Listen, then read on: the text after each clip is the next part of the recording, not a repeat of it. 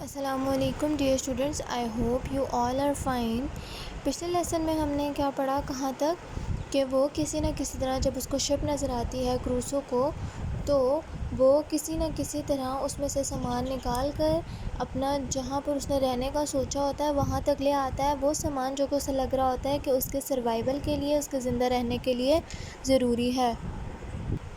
اس کے بعد chapter number 2 جو ہے اس میں ایکسپلینیشن ہے۔ چیپٹر نمبر 2 از آن پیج نمبر 11۔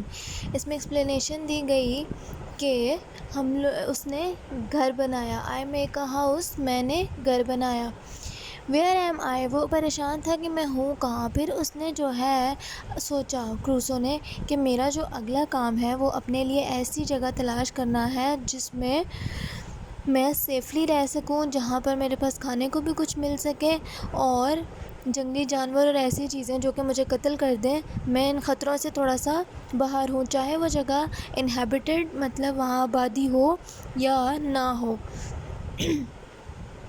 اس نے ادھر ادھر ڈھونڈنا شروع کر دیا اور اس نے باقی ساری جگہیں دیکھی کہ کس طرح سے میں وہاں رہوں گا، کیا کروں گا، کھانے پینے کا کیا بندوبست ہوگا۔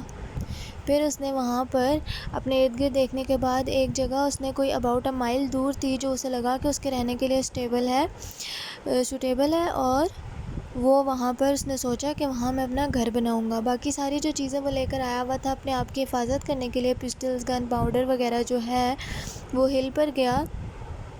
چڑھنے میں تو اس کو مشکل ہوئی کیونکہ ظاہر ہے اس کے پاس آدھا سارا سامان اس نے اٹھایا ہوا تھا۔ تو آخر کار جب وہ وہاں پہنچ گیا تو اس نے دیکھا کہ وہاں پر صرف درخت، پودے اور جنگلی جانور ہیں۔ اس نے دوبارہ جو ہے وہ واپس آیا اپنی رافٹ پر اور دوبارہ سے اس نے جا کر شپ پر سامان لے کر آنا چاہا جو کہ اسے لگتا تھا، اور زیادہ وہ جتنا زیادہ لا سکتا ہے جب تک شپ یہاں پر ہے وہ سامان لے آئے۔ باقی اس نے ساری چیزیں جو رسی اور اس طرح کی چیزیں جو اس کو ضروری لگا اس نے اٹھا لیا۔ بیرلز، اس نے بڑے بڑے ڈرم ٹائپ کی چیز ہوتی ہے، بیرل جو ہوتا ہے، یہ بیرل ہوتا ہے اس طرح کا، ان بڑے بڑے ڈرمز میں اس نے ساری گولیاں اور جتنا کچھ وہ بھر سکتا تھا۔ ہمک ہوتا ہے بادبان جو کشتی جب چل رہی ہوتی ہے، بڑا جو کپڑا اوڑا ہوتا ہے اوپر ایک لمبے سے اسٹک کے ساتھ پردہ لگا ہوتا ہے جو کہ اس کی ڈائریکشن کر رہا ہوتا ہے کہ ہوا جس رخ میں جا رہی ہوتی ہے۔ فار ایگزامپل بوٹ میں ایسے کر کے جو ہم بناتے ہیں اوپر، وہ بادبان ہوتا ہے۔ اس کے بعد وہ بادبان اس لیے اٹھا لایا کہ وہ اوپر اس کو ایسے شیلٹر بنا لے گا جھونپڑی کی ایک طرح کا، اور جس میں وہ سو سکے گا۔ دا ویدر چینجز، اب اس کے بعد کیا ہوا کہ موسم جو ہے وہ بدلنے لگا۔ اس نے اپنا کارگو تیار کیا جانے کے لیے۔ اس نے سوچا کہ اس سے پہلے کہ موسم جو ہے وہ اور خراب ہو، میں جلد سے جلد اپنے ٹھکانے پر پہنچ جاؤں، شور جو اس نے طے کیا تھا اپنے رہنے کے لیے۔ اب اس کے پاس بہت زیادہ سٹوریج ہو گیا تھا، بہت زیادہ ساز و سامان تھا۔ اب وہ کافی مطمئن تھا کہ وہ تھوڑا عرصہ کے لیے، اس نے جب سارا سامان وہ لے آیا تو اس نے کیا کیا، اپنا جو ٹینٹ ہے وہ پریپیئر کیا، اپنی چیزیں اپنے ارد گرد رکھیں کہ مطلب گولیاں اپنے سرانے کے پاس کہ جیسی اگر کچھ حملہ ہو تو وہ فوراً گولی چلا دے یا اپنی حفاظت کر سکے۔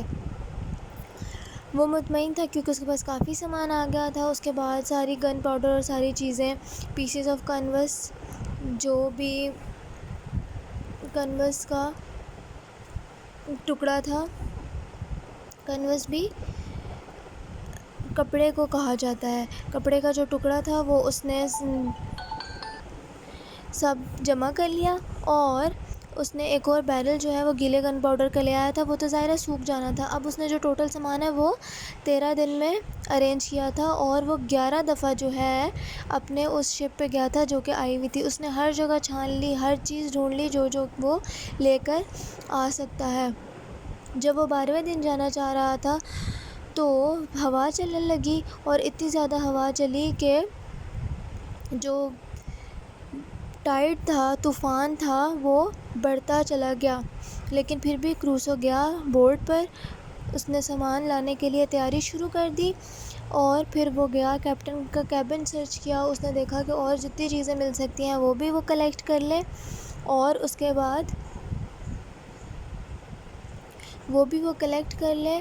اور اس کے علاوہ جو تھا اس نے پیسے ویسے اس کو ملے پیسے، اس نے سوچا کہ ان چیزوں کا مجھے کوئی فائدہ تو ہوگا نہیں، پھر بھی اس نے فار دا چانس پیسے رکھ لیے کہ میں نہ چھوڑوں، ہو سکتا ہے کہ مجھے وہ یوز میں آ جائے.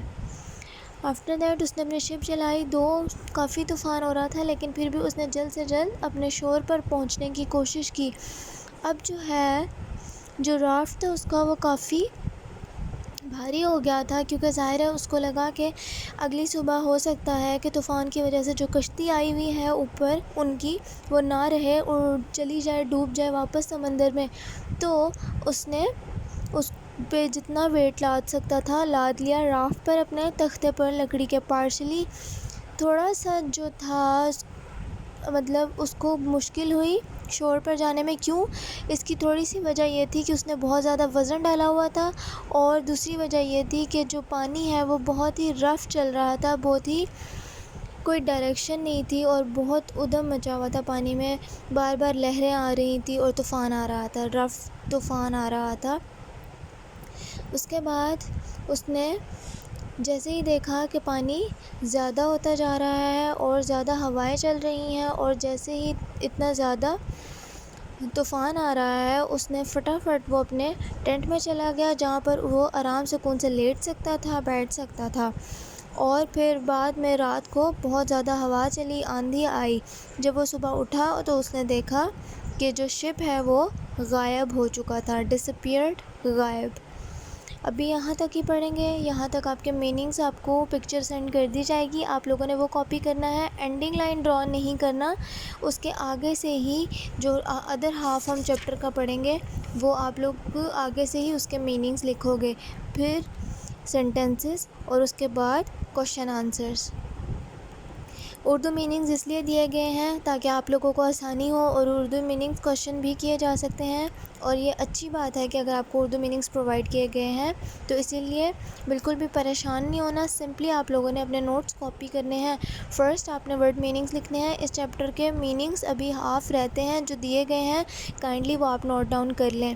میرے پاس پین جو ہے بلیک اویلیبل ہوتا ہے، سم ٹائمز بلو، اور میں آپ کو کلیئر دکھانے کے لیے زیادہ تر بلیک یوز کرتی ہوں، لیکن you people have to use blue ball points, blue ink pens جو آپ لوگ اسکول میں یوز کرتے ہو.